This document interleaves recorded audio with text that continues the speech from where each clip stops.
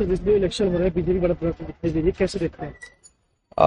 सबसे पहले तो भारतीय जनता पार्टी के लोगों को जीत मिली है, उन्हें बधाई। और आशा करता हूं कि जो जनादेश दिल्ली की जनता ने उन्हें दिया है उसकी वो प्रतिपूर्ति करेंगे।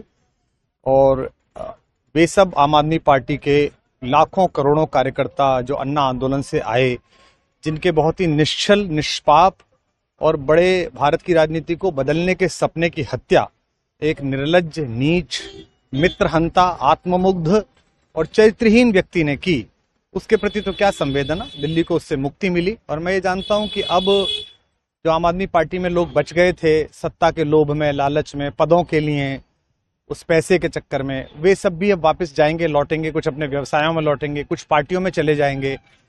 और पतन यहां से प्रारंभ हुआ है उन लोगों का। मेरे लिए कोई प्रसन्नता का और दुख का विषय नहीं है, मैं बीच में खड़ा हूं। प्रसन्नता इस बात की है कि करोड़ों लोगों ने आशा लगाई थी, करोड़ों लोग अपनी नौकरियां छोड़ के आए थे, व्यवसाय छोड़ के आए थे, दुश्मनियां ली थी लोगों ने। उन सब की हत्या एक आत्ममुग्ध आदमी ने, एक चरित्रहीन आदमी ने अपनी निजी महत्वाकांक्षाओं की पूर्ति के लिए की। उसको दंड मिला, ईश्वरीय विधान से दंड मिला। प्रसन्नता इस बात की भी है कि न्याय हुआ। आज जब कहना नहीं चाहिए, लेकिन आज टीवी पर जब जंगपुरा का निर्णय आया और सामने दिखाई दिया कि मनीष हार गया, तो सदा तटस्थ रहने वाली और राजनीति से विरत रहने वाली मेरी पत्नी जो है, उसकी आंख में आंसू आ गए, वो रोने लगी। क्योंकि उसी से उसने कहा था कि अभी तो है ताकत, और उसने कहा था भैया ताकत सदा तो नहीं रहती। तो ये अहंकार आशा करता हूं अगले लोग नहीं करेंगे, जो बाकी दल है वो नहीं करेंगे, इससे सबक लेंगे। और दिल्ली के नागरिकों को मैं अच्छे शासन के लिए बधाई देता हूं। अब भारतीय जनता पार्टी अपने नेतृत्व में सरकार बनाकर दिल्ली के जो दुख थे पिछले 10 वर्ष के, उन्हें दूर करे।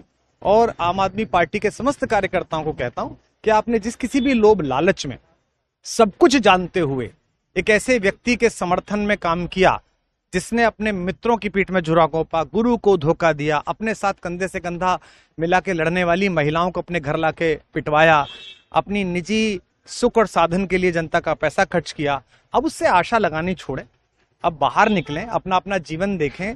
मुझे राघवेंद्र सरकार राम की कृपा मिली, जिनका ये घर है, जिनकी कृपा से मैं यहाँ खड़ा हूँ। मुझ पर कृष्ण कृपा हुई कि मैं इस निर्लज्ज सर्कस से बाहर आ सका। मैं उन सब से भी अच्छे भविष्य की कामना करता हूँ कि वो कोई गंदगी ना फैलाएं कहीं भी, वो लौट जाएं अपने शिविरों में। जिस तरह माधव को, कृष्ण को दूत देख कर भी भरी सभा में अट्टहास करने वाला दुर्योधन जो ये कहता था, सुचिग्रम नैव दास्यामि बिना युद्धे न केशवः, बिना युद्ध के 5 गांव भी नहीं दूंगा, आज वो अपनी सीटों के लिए तरस रहा है। और मुझे पता है कि इस दुर्योधन का अंत भी टूटी हुई जंघा के साथ बड़ा ही दारुण होगा। और भारतीय राजनीति एक कलंकित अध्याय के रूप में इस बौने दुर्योधन को और इसके दरबार के तमाम शकुनियों को याद करेगी। मैं उनकी मुक्ति की कामना करता हूं कि ईश्वर उन्हें इस दुख से बाहर निकाले। और समस्त लोगों को बधाई देता हूं कि चलिए अंततः न्याय हुआ। सर, बात करें दिल्ली के चुनाव या यूपी के उपचुनाव मिर्जापुर को लेकर, चुनाव आयोग पर तमाम तरह के आरोप लगाए जा रहे हैं। अखिलेश यादव ने कल कहा कि वहाँ उपचुनाव में मिलकर, ये राजनीतिक विषय है, इस पर मैं राजनीतिक कार्यकर्ता नहीं हूं, तो इस पर मेरी टिप्पणी शोभनीय नहीं है। वो आपस में सब जाने। लेकिन दिल्ली के चुनावों को लेकर एक मिश्रित प्रतिक्रिया है। दुख है कि अन्ना आंदोलन से एक ऊर्जा जो पैदा हुई थी, जिससे देश में एक सकारात्मक बदलाव हो सकता था, एक वैकल्पिक राजनीति हो सकती थी, उसकी हत्या एक अहंकारी आदमी ने, एक आत्ममुग्ध और असुरक्षित आदमी ने कर दी। मैं आशा करता हूं कभी ना कभी भारत में ऐसा सूर्योदय किसी ना किसी दल में अवश्य होगा, जो भारत को जहां पहुंचना है वहां पहुंचाने का मार्ग प्रशस्त करेगा। बहुत धन्यवाद।